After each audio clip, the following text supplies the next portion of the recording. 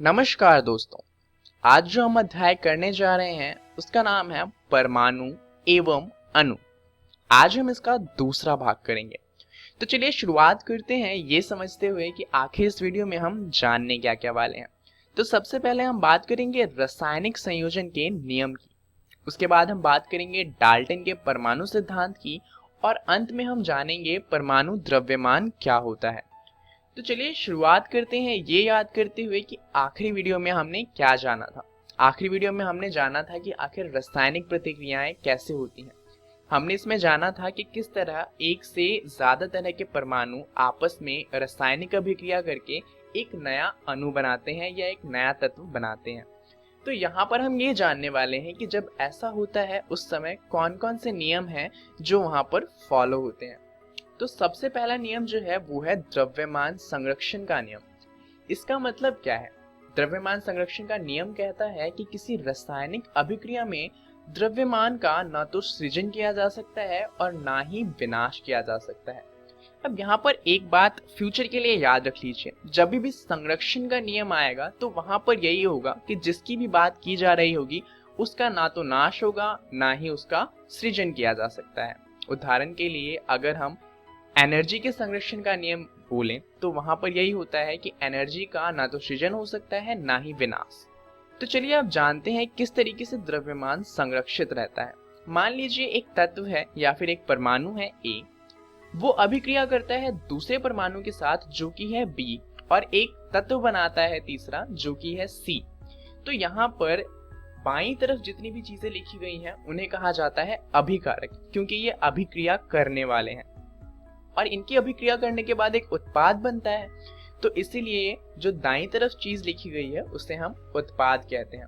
अब अगर मान लीजिए ए हमने लिया था 3 किलो और बी हमने लिया था 2 किलो, तो ये दोनों जब अभिक्रिया करेंगे तो उसके बाद हमें कोई सी भी चीज मिले तो यहाँ पर जो सी हमें मिला है वो 5 किलो ही होगा, क्योंकि 3 + 2 5 होता है।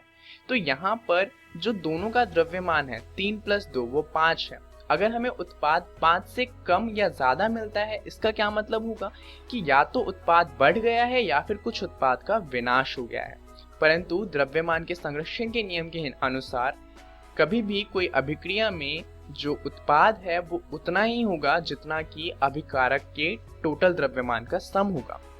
अब अगर आपने नाभिकीय अभिक्रिया यानी कि न्यूक्लियर रिएक्शन के बारे में सुना हो तो वहां पर क्या होता है कि जो द्रव्यमान होता है वो एनर्जी में बदल जाता है, तो वहां पर द्रव्यमान का विनाश हो जाता है।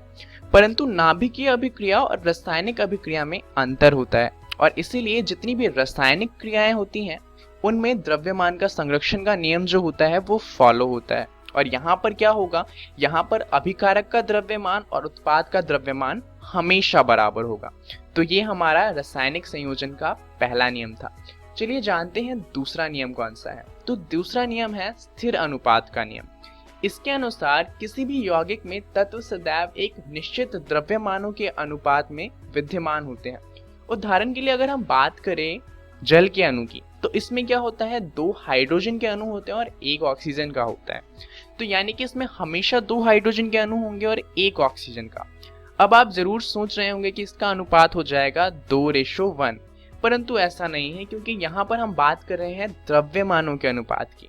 तो यहाँ पर अगर हम इनका रेशियो निकालें तो जो हाइड्रोजन होता है उसका द्रव्यमान होता है 1, परंतु यहाँ पर 2 एटम है यानी कि 2 परमाणु है, तो इसे हम किससे गुना करेंगे, 2 से। और यहाँ पर ऑक्सीजन का 1 अणु है परंतु उसका द्रव्यमान होता है 16। तो यहाँ पर अगर हम रेशियो निकालें तो रेशियो बनता है 1:8। तो आप कहीं का भी पानी ले उसके अंदर जो द्रव्यमान का रेशियो होगा या अनुपात होगा वो हमेशा 1:8 होगा। चाहे आप अपने घर का पानी ले, चाहे आप किसी नदी का पानी ले, किसी तालाब का पानी ले या फिर आप गटर का पानी ले, या फिर रिसेंटली जो इंडिया है यानी कि हमारा भारत, उसने एक चंद्रयान 2 मिशन किया था चांद पर पानी की खोज करने के लिए। अगर उसे वहां पर पानी मिल जाता तो वहां पर भी जो द्रव्यमान का अनुपात होता वो 1:8 ही रहता। तो अगर हम पानी की बात कर रहे हैं तो वहां पर द्रव्यमान का रेशो हमेशा 1:8 रहेगा। अब मान लीजिए आप सोच रहे होंगे कि कहीं ऐसा हो जाए कि H2 के साथ O2 आ जाए, तब क्या होगा। दरअसल अगर ऐसा होता है तो ये जो तत्व है ये पानी ही नहीं बचेगा। दरअसल H2 और O2 अगर साथ में आ जाए तो ये जो चीज है ये है हाइड्रोजन पेरोक्साइड। ये तो एसिडिक होता है, ये जल नहीं है। तो अगर यहाँ पर जो हमारा तत्व है उसमें थोड़ी सी भी छेड़छाड़ की जाए तो जो तत्व है वही बदल जाता है। तो इसलिए ऐसा कभी भी पॉसिबल नहीं होगा कि 1:8 ना हो फिर भी वो चीज जल हो। तो ये था हमारा स्थिर अनुपात का नियम। अब अगर आपको ये समझ में आ गया है तो चलिए जानते हैं कि सर डाल्टन जो थे उन्होंने परमाणु के बारे में क्या सिद्धांत दिए थे। उन्होंने टोटल 6 बातें कही थी, जिनमें से पहली बात थी कि सभी द्रव्य परमाणुओं से निर्मित होते हैं। अब इसका मतलब क्या था? उनका कहना था कि जितनी भी चीजें हैं वो सभी परमाणुओं से मिलकर बनी है, चाहे वो आपका कंप्यूटर हो, चाहे आपका खाना हो, चाहे आप खुद हो, ये सारी चीजें छोटे छोटे परमाणुओं से मिलकर बनी है। उसके बाद उन्होंने कहा था कि परमाणु अविभाज्य सूक्ष्मतम कण होते हैं जो रासायनिक अभिक्रिया में ना तो सृजित होते हैं और ना ही उनका विनाश होता है। तो इसके बारे में तो हमने अभी अभी बात करी। मान लीजिए कि अगर हम एक अभिक्रिया करते हैं जहाँ पर एक कार्बन का परमाणु है और एक हाइड्रोजन का परमाणु है और उससे हमें मान लीजिए कोई तीसरी चीज मिलती है, तो अगर हम चाहे कि ये जो हमें नई चीज मिली है ये ऑक्सीजन का परमाणु हो तो ये पॉसिबल नहीं है, क्योंकि हमने पहले कार्बन और हाइड्रोजन की अभिक्रिया करवाई है। तो जो हमें उत्पाद मिलेगा वो भी कार्बन और हाइड्रोजन से मिलकर बना हुआ कोई चीज होगा, वहां पर ऑक्सीजन का अणु नहीं आ सकता। डाल्टन सर ने जो तीसरी बात कही थी वो ये था कि दिए गए तत्व के सभी परमाणुओं का द्रव्यमान एवं रासायनिक गुणधर्म समान होते हैं। अब इसका मतलब क्या है? अगर आपको 2 कार्बन के एटम दिए हैं तो दोनों के रासायनिक गुणधर्म भी समान होंगे और द्रव्यमान भी समान होंगे। अब ये तो जाहिर सी बात है, अगर एक ही चीज का अणु है तो उनमें सारी चीजें बराबर ही होंगी। उनका चौथा जो था पॉइंट वो इसका बिल्कुल विपरीत था। उन्होंने कहा कि भिन्न भिन्न तत्वों के परमाणु के द्रव्यमान एवं रासायनिक गुणधर्म भिन्न भिन्न होते हैं। जाहिर सी बात है, अगर आप कार्बन के एटम को कंपेयर करेंगे ऑक्सीजन के परमाणु से तो उसमें थोड़ा डिफरेंस तो आएगा। ऑक्सीजन का परमाणु कार्बन से बहुत ज्यादा भारी होता है, ऑक्सीजन गैस होती है और वो अलग होती है कार्बन से कई सारे तरीकों से, और यही कारण है कि हम उसे ऑक्सीजन का परमाणु कहते हैं और कार्बन का परमाणु नहीं कहते। तो जाहिर सी बात है, अगर एक ही चीज का परमाणु होगा तो उसमें सारी चीजें समान होंगी और अलग अलग चीज का परमाणु होगा तो उसमें चीजें भिन्न होंगी। उन्होंने 5वीं चीज जो कही थी वो ये था कि भिन्न भिन्न तत्वों के परमाणु परस्पर छोटी पूर्ण संख्या के अनुपात में संयोग कर यौगिक निर्मित करते हैं। यानी कि अगर कोई चीज बनी है रासायनिक अभिक्रिया से और उसके अंदर क्या होगा, या तो 1 कार्बन का अणु होगा या 2 कार्बन के अणु होंगे या 3 होंगे या 4 होंगे। कभी भी ऐसा नहीं होगा कि उसके अंदर 4.5 कार्बन के अणु है। ऐसा क्यों? दरअसल अगर उसके अंदर 4.5 कार्बन का अणु है, इसका मतलब उसके अंदर 4 पूरे कार्बन के अणु है और 1 कार्बन का अणु जो है उसे आधा काट कर डाला गया है। परंतु हम ये जानते हैं कि जो परमाणु होता है वो अविभाज्य होता है, यानी कि उसे अलग अलग भागों में नहीं बांटा जा सकता। तो जब ऐसा हम कर ही नहीं सकते तो जाहिर सी बात है कि उनका अनुपात जो होगा वो पूर्ण संख्याएं होंगी और ऐसा नहीं होगा कि कोई सी संख्या आधी हो। छठी चीज जो उन्होंने कही थी वो ये था कि किसी भी यौगिक में परमाणुओं की सापेक्ष संख्या एवं प्रकार निश्चित होते हैं। अब ये तो हम तब से जानते ही आ रहे हैं, जैसे कि मान लीजिए अगर हम ऑक्सीजन की बात करते हैं और हाइड्रोजन की, तो इनसे मिलकर जल बनता है। तो जल में हमेशा क्या होगा, 2 हाइड्रोजन के अणु होंगे और 1 ऑक्सीजन का अणु होगा और उनके अंदर जो द्रव्यमान का अनुपात होगा वो हमेशा 1:8 रहेगा, ये कभी भी नहीं बदलेगा। तो ये तो फिर से वही बात हो गई। तो ये थे डाल्टन सर के जो 6 सिद्धांत उन्होंने परमाणु के बारे में दिए थे। चलिए अब समझते हैं परमाणु द्रव्यमान को। एक परमाणु के द्रव्यमान को परमाणु द्रव्यमान कहते हैं, तो जाहिर सी बात है। परंतु अगर हम कभी भी द्रव्यमान की बात करें तो हमारे माइंड में जो चीज आती है वो है किलोग्राम, ग्राम, पाउंड्स, आउंसेस एटसेट्रा। पर मान लीजिए आप क्या करते हैं, आपने एक वेइंग मशीन ली, यानी कि वजन तौलने वाली मशीन, और उसके ऊपर क्या रखा, एक कार्बन का एटम रखा। तो आप जानते हैं कि कार्बन का एटम बहुत छोटा होता है, तो वेइंग मशीन पे क्या होगा, उस पर रीडिंग दिखाएगी 0, यानी कि जो आपने कार्बन का अणु रखा उसका वजन ही नहीं है।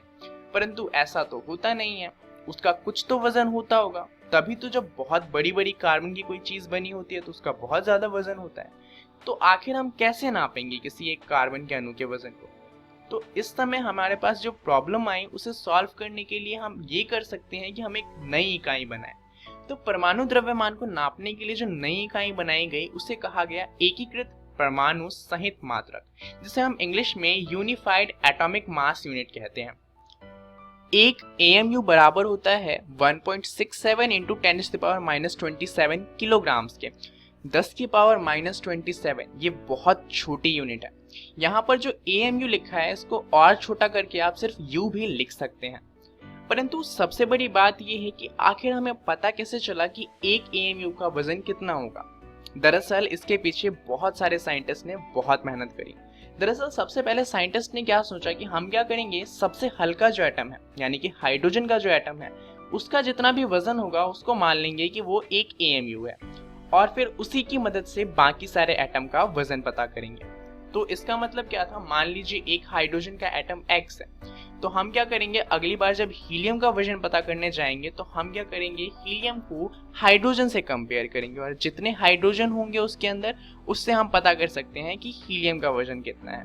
परंतु ये जो तकनीक थी ये फेल हो गई और हमने इसका इस्तेमाल नहीं किया। अब ऐसा क्यों? अब मान लीजिए जब हम हीलियम का वजन निकालने गए तो उसमें क्या होता था, उसमें 4 हाइड्रोजन के एटम नहीं आते थे, उसमें 3 हाइड्रोजन के एटम आते थे और चौथे हाइड्रोजन के एटम का कुछ भाग आता था। तो इससे क्या हुआ, हमारे पास फ्रैक्शन में वैल्यू आने लग गई, यानी कि जो पॉइंट में वैल्यू होती है वो आने लग गई। तो इससे क्या होता, आगे जाके अगर हम कैलकुलेशन करते तो उसमें हमें बहुत ज़्यादा दिक्कतें आती। और ऐसा सिर्फ हीलियम के साथ नहीं था, दरअसल बहुत सारे ऐसे एटम थे जिसका वजन हम हाइड्रोजन की मदद से निकालने जाए तो वो फ्रैक्शन वाली वैल्यू देते थे। तो अब हमें एक नया एटम चाहिए था जिसकी मदद से हम हमारे यूनिफाइड एटॉमिक मास को डिफाइन कर सकें। तो उसके लिए हमने ऑक्सीजन को चुना। ऑक्सीजन से ये जो परेशानी थी वो कुछ हद तक सॉल्व भी हुई। काफी सारे परमाणु ऐसे थे जिनका जो उत्तर था यानी कि जो उनका द्रव्यमान था वो होल नंबर में आने लगा, परंतु ऑक्सीजन से भी ये दिक्कत बहुत ज्यादा कम नहीं हुई थी।